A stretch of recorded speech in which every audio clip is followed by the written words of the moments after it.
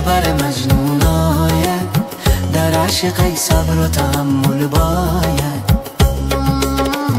مرا در شهر رسوا کرده آخر این نگار من،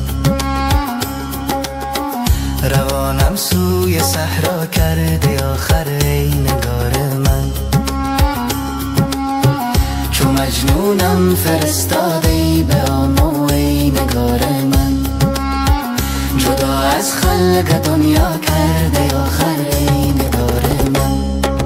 آلی لی لی لی لاله صحرا، آلی لی لی لی شم محفلا، روزی لیلی در بر مجنون آید، در عشق صبر و تحمل باید. روزی لیلی در بر مجنون آید، در عشق صبر و تحمل باید.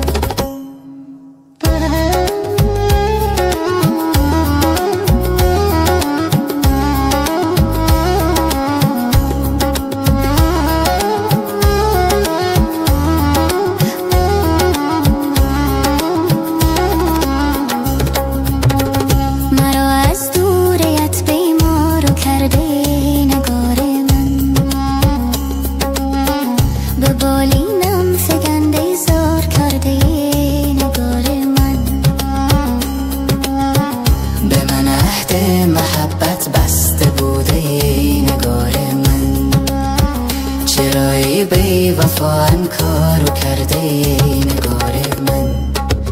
آلی لی لی لی لاله صحرا، آلی لی لی لی شم محفلا، روزی لیلی در بر مجنون آید،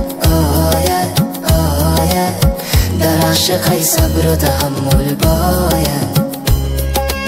روزی لیلی در بر مجنون آید، در عشق صبر و تحمل باید.